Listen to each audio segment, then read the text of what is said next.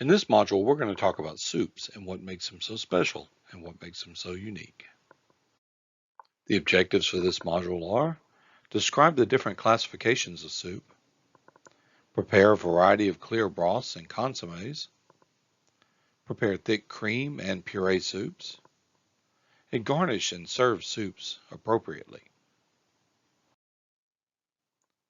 Soups can be made from the finest of ingredients, the most expensive ingredients, or from leftovers from the previous evening's dinner service and trimmings from the day's production.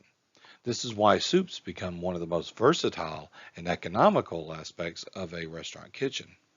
Soups are universally recognized as comfort food throughout the world. They feed the body, they feed the soul, and they are generally one of those things that we turn to whenever we're having a bad day or looking for a quick and easy meal. When we talk about soups, we have to break the soups down into their general categories based on their characteristics. The first one is clear soups. Clear soups are both broth-based soups such as chicken noodle soup, pho, or ramen. You can also have consommes, which are clarified soups. So this starts off as a broth or a stock and is clarified using what is called a clear meat, which we'll discuss shortly. Thick soups are cream-based soups such as creamy tomato, cream of broccoli, and potato leek soups, but also puree soups such as lentil and butternut squash and split pea soups. The big difference here is the cream. So let's talk about some of the characteristics of these soups. Bisques are a soup that is smooth and creamy and generally highly seasoned, a French origin soup, classically based on strained broth of crustaceans such as shrimp or lobster. It can be made from lobster, langoustine, crab, shrimp, or crawfish. Chowder is a soup or stew of seafood, such as clam or fish, usually made with milk or tomatoes, salt pork, onions, and other vegetables, but most often with potatoes. So one of the big misconceptions about chowder is that it has to have a fish or shellfish component to it, such as clams or whatever it might be. This is actually not the case. The biggest thing that makes a chowder is the potatoes more than anything else. In New England, they have a creamy chowder made with cream, and in Manhattan, they have a tomato-based chowder, which is made with obviously tomatoes. Cold soups like roasted beetroot, strawberry, champagne, or gazpacho, these soups can be sweet or savory. They can be used in applications of palate cleansing. They're really good for being able to bring the temperature down of a hot meal as well, and cutting through some of the spiciness. These soups are meant to be eaten cold, often as a palate cleanser or as an intermediate course or what's called an intermezzo.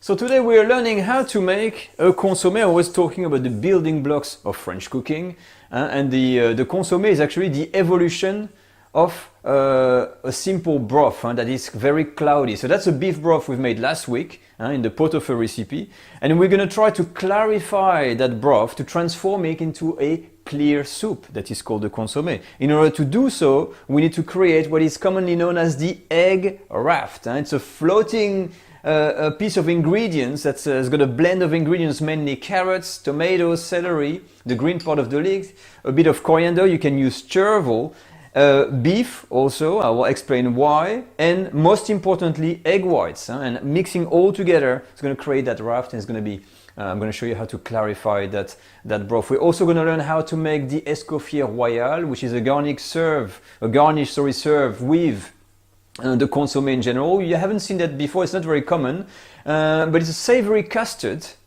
that is made with some egg yolks, some full eggs, some cream, some nutmeg, salt and pepper, and we're going to be using a little bit of the flavor of the beef and some coriander to create this lovely garnish. That's going to be quite interesting. You're also going to be needing some molds like Charlotte molds, Dariol molds. I'm just going to use some, standard one to practice, so we keep things easy.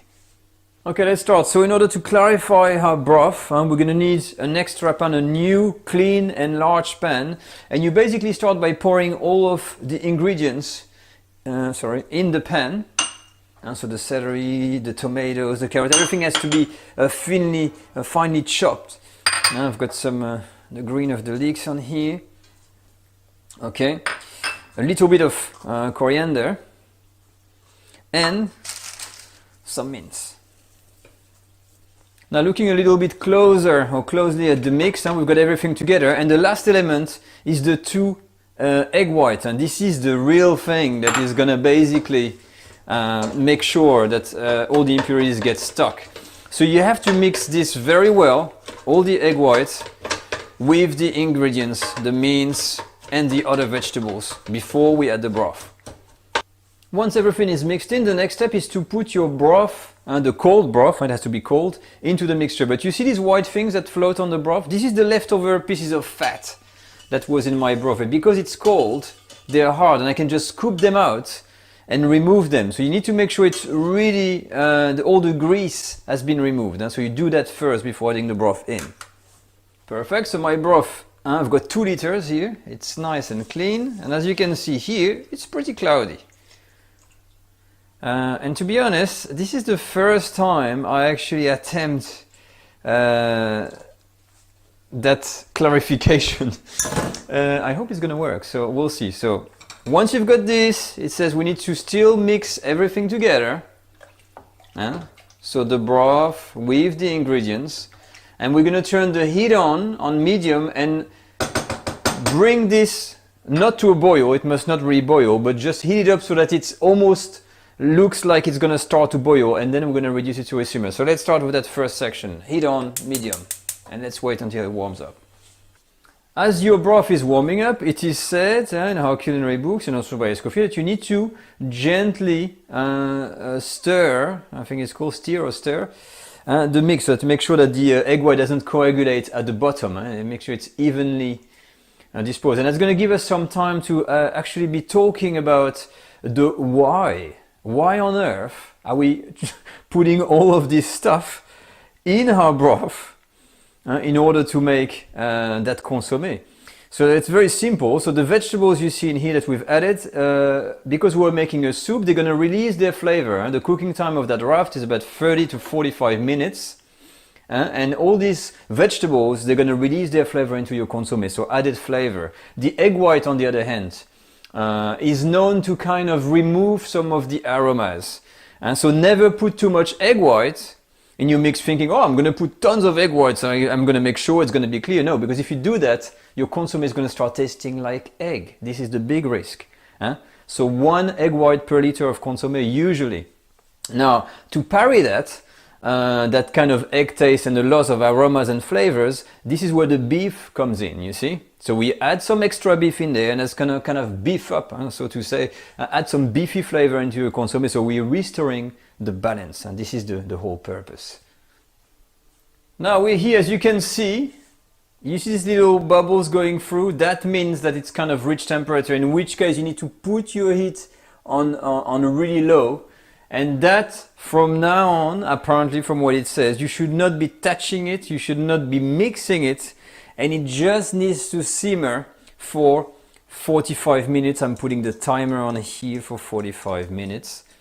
Okay, but I have to be honest that doing things for the first time is absolutely nerve-wracking, and especially when I look at that thing. Because if you were to telling me that this mix in front of me is going to transform into the most pristine type of soup that exists in French cooking, I may tend to think that you just escape from the asylum. Because honestly speaking, I'm not sure about that. But let's see, look, the raft, or the so-called raft, there is something that starts to solidify like a hat or something like that. So let's have a look. I'm going to leave this on an ultra simmer.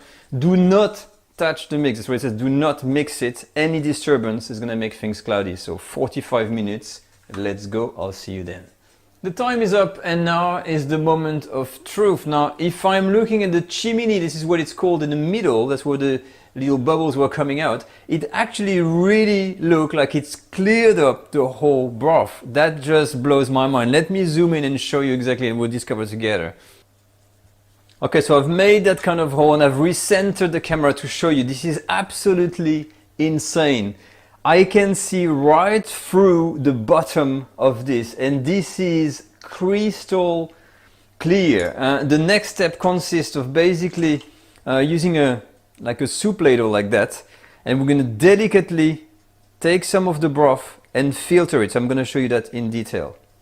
And now for the filtering. So filtering further is another step that's necessary. That broth is now, it's a consomme, it's completely clear, and yet you need to filter it further. Usually you use a clean tea towel or a muslin cloth like a cheesecloth, but I didn't have that, and I've just used some recycled, how do you call that, these coffee filters. You see, they're just paper.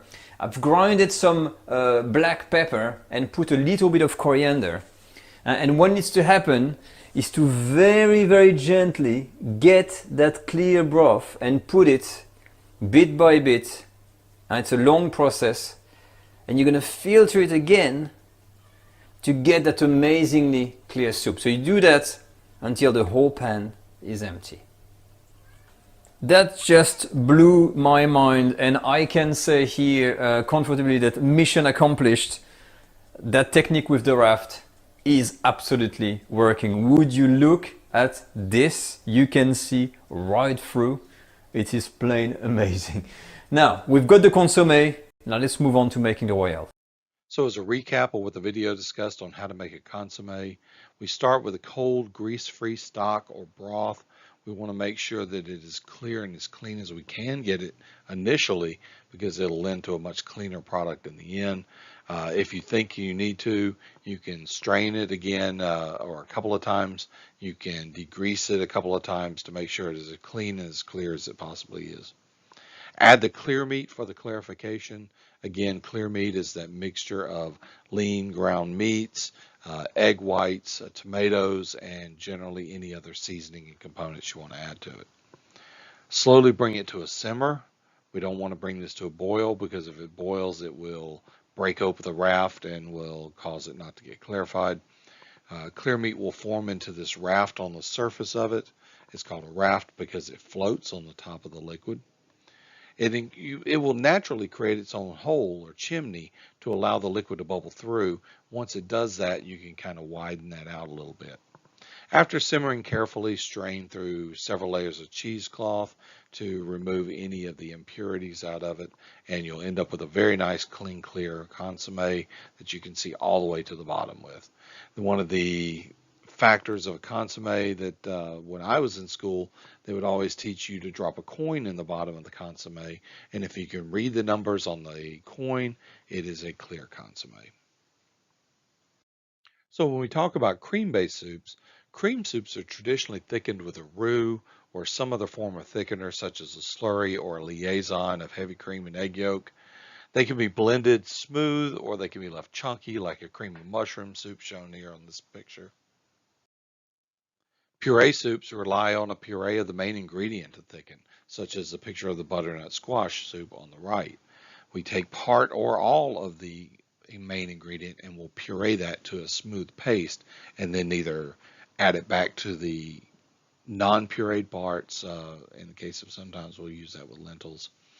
Sometimes they're finished with cream, and some are slightly thickened with a roux. You can thicken them if you need to. Just be careful about over thickening cream soups. Oftentimes part of some of the main ingredient is pureed and added back to the soup to help thicken it as well. So we can take, in the case of a lentil soup, we may take half of the lentils that are cooked, puree those, and add them back to the uncooked or the unpureed part of the lentils, and that we have texture involved in it. This will give us that nice texture we need. Otherwise, you can have a completely pureed soup which will have a silken texture, almost the thickness of heavy cream. So there is something to discuss whenever you're talking about cream soups. And anytime you add cream or milk product to a soup, you have to run the risk of curdling. So we want to try and prevent this curdling process. Never add cold milk or cream to a hot soup. By doing that, it's going to shock the body of the milk or cream, and it's going to cause it to separate into its curds and whey. This is why we get curdling. Temper the milk or cream or heat it before adding. Tempering is a process of gradually adding some of the hot soup or liquid to the milk or cream before adding it back into the hot liquid. So we would take a little bit of that hot liquid, add it to our cream or milk to bring the temperature of the cream or milk up. And then once our temperature gets up, we can add the milk or cream to the rest of the hot liquid back on the stove. Add milk or cream to the soup just before service. Oftentimes I would make one of my signature soups was a creamy chicken noodle soup. It's very easy to make and an absolute seller. I would take my chicken noodle soup and make it ahead of time, nice and flavorful, over flavor it a little bit because when I add the cream to it, it's going to reduce the saltiness to it. So I'm going to do that. I'll make 20 gallons of that soup ahead of time, and I'll store them in smaller containers. And when I'm ready to heat it up, I'll heat up that soup, I'll heat up my cream separately, and then I'll add the two together, and then I'll put it out for the servers to be able to sell. Do not boil after you've added milk or cream. This will 100% guarantee that you will break it and it will curdle. Finish cream soups with a bechamel or a cream sauce. If you really want a nice thick consistency, a nice mouthfeel to it, as opposed to just adding cream, which will give you a mouthfeel but not quite as thick, you can make a bechamel, which is a white cream sauce, and add that to it instead of just adding cream to it.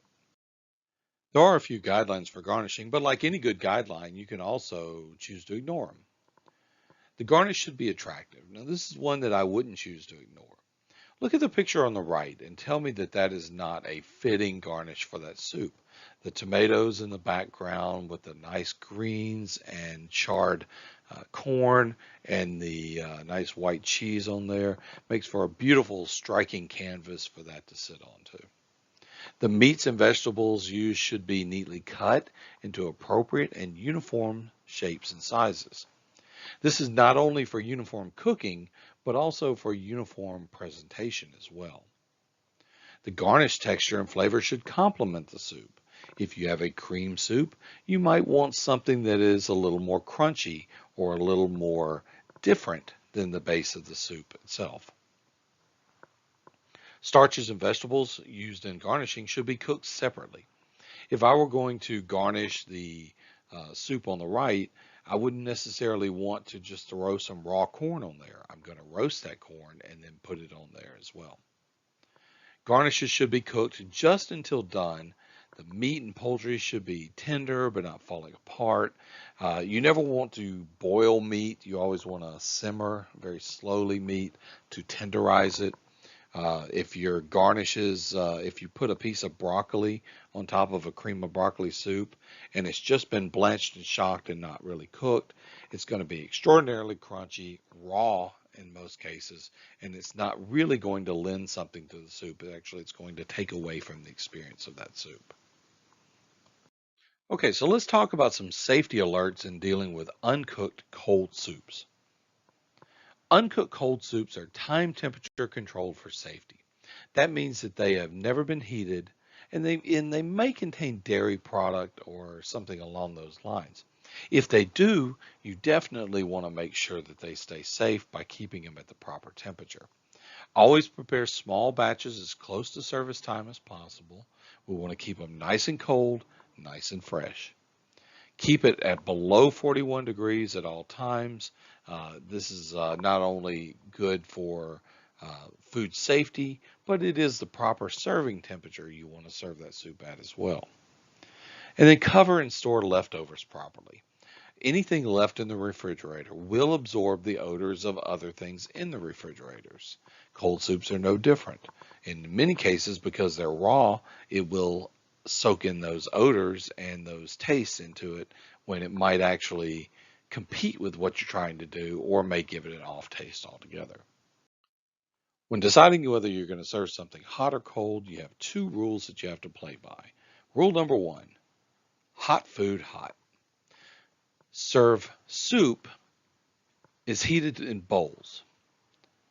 We want to make sure that we don't just serve our soup in a chilled bowl or a bowl that's been sitting on the countertop at room temperature. The best thing to do is to put them in a low oven. Turn your oven on to, when you get in, 155, 180 degrees. And this is going to assure that your bowls are warm, and more than warm, they're going to be hot when you put your soup in. And this is going to prevent the soup from cooling down too prematurely. Cream soup should be stored or served at about 185 degrees Fahrenheit. This is a really good temperature that's not too hot, but also is not going to lose its temperature quickly.